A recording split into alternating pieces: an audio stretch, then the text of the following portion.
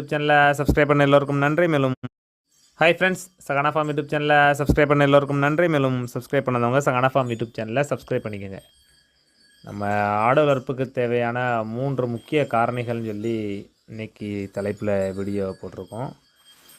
பொதுவாக ஆடு வளர்ப்பு எடுத்துக்கிட்டிங்கன்னா, அந்த ஆடு வளர்ப்பை பண்ணுறதுக்கு இந்த 3 காரணிகளும் அவசியமானது.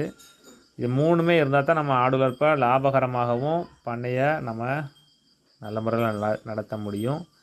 அது என்னலாம்ங்கிறத பற்றி இந்த வீடியோவில் பார்த்துடலாம். ஃபஸ்ட்டு பார்த்துக்கிட்டிங்கன்னா, ஆடு வளர்ப்புக்குள்ளே வரதுக்கு முன்னால் முதல் காரணம் என்னென்னு பார்த்திங்கன்னா அனுபவம்.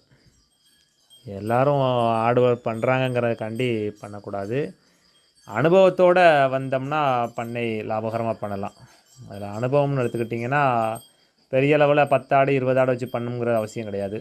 1 இல்லை 2 ஆடு, அதிகபட்சம் இல்லை ஒரு 5 ஆடை வச்சு பண்ணையை நடத்தி அதில் என்னென்ன நோய்கள் வருது, அதுக்கு என்னென்ன தீவனம் கொடுக்கணும், அதுக்கு என்னென்ன மாதிரி பராமரிக்கணுங்கிறத கற்றுக்கிட்டு ஒரு 6 மாதம் நல்ல முறையில் கற்றுக்கிட்டு அதற்கப்புறம் நம்ம பெரிய லெவலில் போகிறது நல்லது. அதனால் ஆடு வளர்ப்பு பண்ணும்போது அனுபவத்தோடு பண்ணால் நமக்கு என்றைக்குமே நஷ்டம் வராது. நம்ம பண்ணையை லாபகரமாக கொண்டு போகலாம்.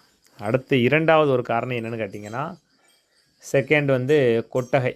நம்ம ஆடு வளர்ப்பு பண்ணும்போது நமக்கு மெயினாக ஆட்டுக்கு கொட்டகைங்கிறது அவசியமான ஒன்று. அதனால் கண்டிப்பாக கொட்டகை அமைச்சிக்கிறணும். ஏன்னா ஆடுகள் பகல் வேளையில் வெயிலாக இருந்தாலும் மழைக்காலங்கள் பனிக்காலங்கள் அந்த டைமில் ஆடுகளை நம்ம கொட்டகைகளில் வச்சு பாதுகாப்பாக வச்சுக்கிட்டா தான் நோய் நொடிகள்லேருந்து பாதுகாக்க முடியும். அதனால் ஆடு வளர்ப்போட 2வது ஒரு காரணம் என்னென்னு பார்த்திங்கன்னா கொட்டகை.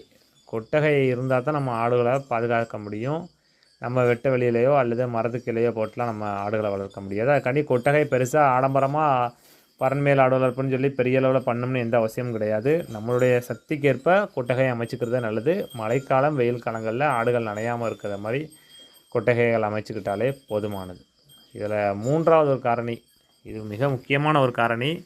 இது இல்லாமல் தயவு செஞ்சு ஆட்டு பண்ணை ஆரம்பிக்க வேண்டாம். ஏன்னு கேட்டுக்கிட்டிங்கன்னா, பசுந்தீவனை உற்பத்தி செய்வதற்கு சொந்தமாக நம்மகிட்ட நிலம் இருக்கணும். ஏன்னா ஆடு வளர்ப்பை பொறுத்த வரைக்கும் நம்ம மேய்ச்சல் முறையில் பண்ணுற மாதிரியும் அல்லது பரண்மேலில் நம்ம கொட்டில் முறையில் பண்ணுற மாதிரி 2 முறை இருந்தாலும், நாம் மேய்ச்சல் முறையில் ஆடு வளர்ப்பு பண்ணாலும் வருடம் முழுவதும் நமக்கு சராசரியாக ஆடுகளுக்கு தீனி கிடைச்சிருமானா கண்டிப்பாக கிடைக்காது. நம்ம அதுக்கப்புறம் உள்ள இந்த மேய்ச்சல் முறை கொட்டில் முறைங்கிறத பற்றி அடுத்த வீடியோவில் நம்ம பார்க்கலாம்.